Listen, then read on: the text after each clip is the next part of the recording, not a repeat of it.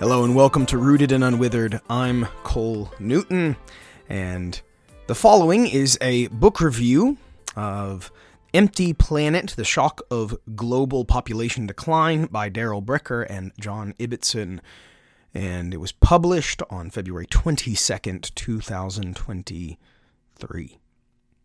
In 1968, Paul Ehrlich published his best-selling book, The Population Bomb, which predicted the apocalyptic death of millions in the 70s and 80s as the result of overpopulation. Now, surely you've heard the nutshell of his argument before.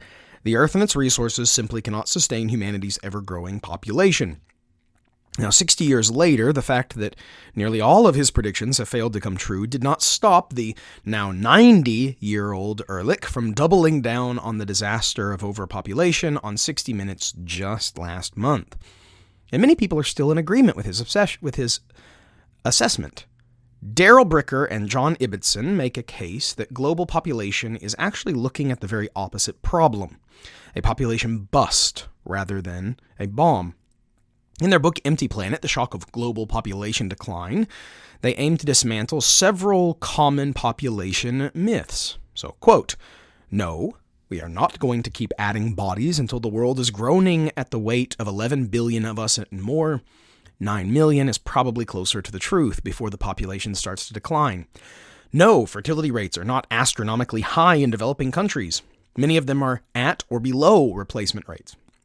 No, Africa is not a chronically impoverished continent doomed to forever grow its population while lacking the resources to sustain it. The continent is dynamic, its economies are in flux, and the birth rates are falling rapidly. No, African Americans and Latino Americans are not overwhelming white Americans with their higher fertility rates. The fertility rates of all three groups have essentially converged." End quote. As Bricker and Ibbitson argue, the overall decline of global fertility rates means that we must dismiss those pervasive myths alongside the grand myth of the population bomb itself. Instead, quote, "Our future will contain something we have never experienced. A world growing smaller in numbers by choice." End quote. Wars, famines, and plagues have certainly lopped off large segments of the global population at various times throughout history, but the population decline that is currently underway is unlike any of those. It comes not by way of global disaster, but through secularization, namely, the decline of religion and the rise of gender equality. The more education that women receive, and the more they are integrated into the workforce, the fewer children they have. Now, we should not need to have this explained to us, since we likely have countless examples all around, but here it is anyway. Quote, "When a woman has an interesting, well-paying job, she is less likely to get pregnant. Childbirth can be a major impediment to career advancement. Even with the most enlightened parental leave policies, even with the best childcare available, taking time off work to have a child can set back a woman's career. Leaving work early because school calls to say your child is throwing up can raise eyebrows. Sending an email saying that you'll be working from home today because your childcare arrangements fell through gets noticed. Yes, fathers could and should do more, but they often don't. Studies show that childless women earn about the same as men. It's having children that generates the pay gap." End quote. And though this trend largely began in the West, it is now a global trend. Indeed, when you combine the fact that children limit women's career advancement with the reality that children are more liabilities in urban settings as opposed to being assets in rural environments, modernizing humanity is simply choosing to have fewer children, very often well below the replacement rate. Overall, while I am tremendously thankful that Bricker and Ibbitson took the time and energy necessary to write this book and do their part in dispelling the overpopulation myths, they very clearly hold to a secular worldview and are left-leaning in their politics. And so thus, while the book is generally a beneficial read, I have a number of natural disagreements with them. First, they largely attempt to veer away from the doom and gloom that marked Ehrlich's book, which, to be fair, is probably the right move to make. However, they seem to lean a bit too heavily on the glass half full side of things. Namely, they, quote, believe there will be much about the future world to admire.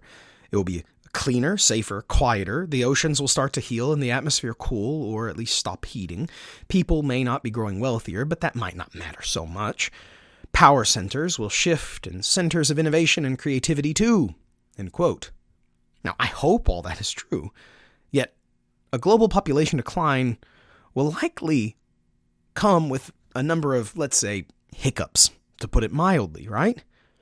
The population decline, they say, quote, "isn't a good thing or a bad thing, but it is a big thing. A child born today will reach middle age in a world in which the conditions and expectations are very different from our own. She will find the planet more urban, with less crime, environmentally healthier, but with many old people. She won't have trouble finding a job, but she may struggle to make ends meet as taxes to pay for health care and pensions for all those seniors eat into her salary. There won't be as many schools because there won't be as many children." End quote. Now, call me pessimistic, but I've got a much grimmer feeling in my gut about the whole matter of population decline. The economic shakeups coming down the line certainly have a part to play in that feeling, but not entirely. You see, rather, my sense of grim foreboding comes more from the sense of despair that will surely grip societies around the globe even tighter as they continue to age. You see, the joy that children bring, especially to the elderly, is difficult, if not impossible, to quantify, and yet it is impossible to ignore whenever you see it with your own eyes. Even if the external conditions are largely good, a declining population indicates a decaying society. Psalm 127 verse 3 says, "Behold, children are a heritage from the Lord, the fruit of the womb a reward." Whenever a culture forgets that reality, they signal the presence of evil days that Theoden lamented in The Lord of the Rings, saying, "The young perish and the old linger, withering." Or maybe the best way to say it is this.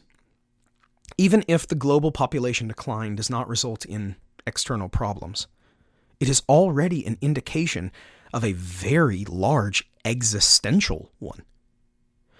Now, also, I don't agree with their implied premises that if a global population decline is the price of women having careers, then it is a price worth paying. When our second daughter was on the way, my wife and I discussed her working situation. She made as much money being a part-time small business advisor as I did as a full-time pastor, and she loved her career. So the stakes were high. I ended up asking her which would be a greater regret at the end of her life, letting go of her career or not being fully present with her children whenever they are young. She then chose to stay home, and we're trusting the mathematics of God's kingdom to make 3, soon to be 4, children work on one income. I rejoice to see that many women today are making the same kind of difficult decision. Of course, I don't think that there's no place for women in the workforce, but I only believe that we need to massively correct our society's emphasis that women will be most fulfilled by having a great career.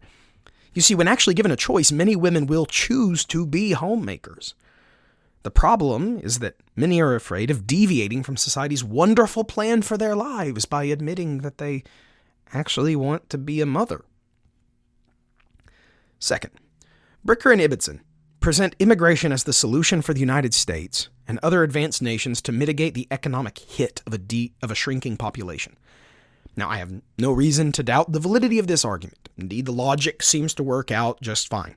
If the problem is not having enough children, then accepting more immigrants can help prop up the population. My concern is that this solution apparently leaves the developing countries from which all those immigrants are coming to rot, as large swaths of their population flees into the more developed countries, like the US and Canada. And we cannot soften this thought by noting that, well, the developing countries still have higher fertility rates, because that's precisely one of those myths that Bricker and Ibbotson aimed to bust. Yes, developing countries do still have a higher fertility rate than developed countries, but those rates are not stable. They are falling just as quickly as the countries are developing.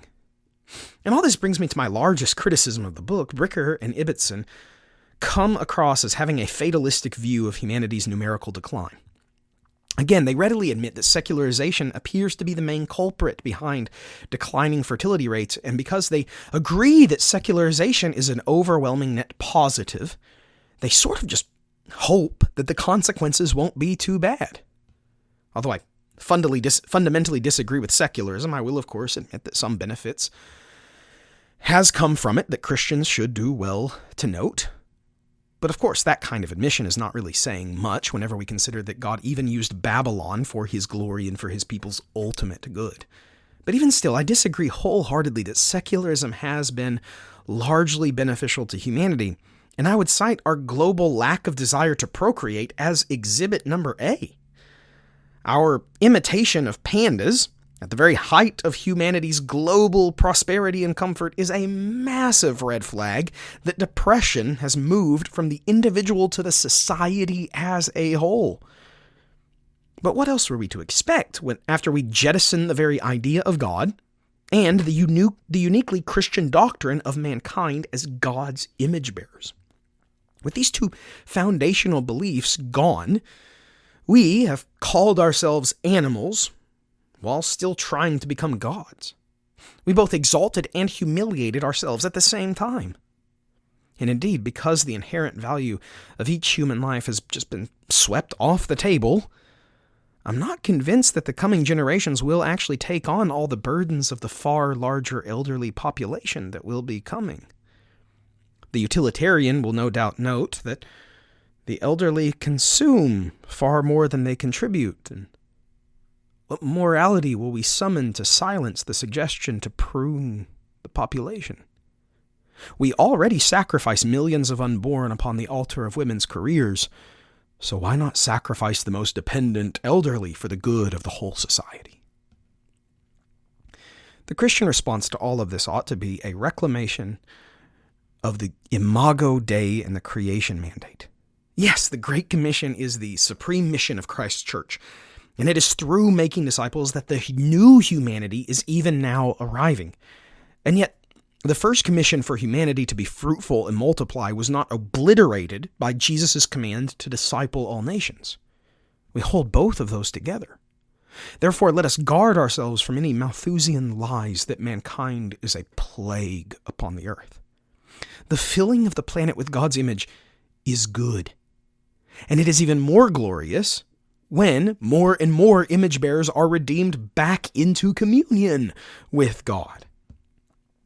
You see, although we must face the consequences over the next several decades that secularism and depopulation have already caused, I pray for a global embrace of Christ that will lead to the glad and sacrificial care of the coming elderly population, that will lead families to embrace the burden and yet great blessing of having many children. Of course, most importantly, that Christ will be made known among all the nations. Thank you so much for listening. For more resources for knowing and loving God's Word, please visit bcnewton.co. And until next time, grace and peace.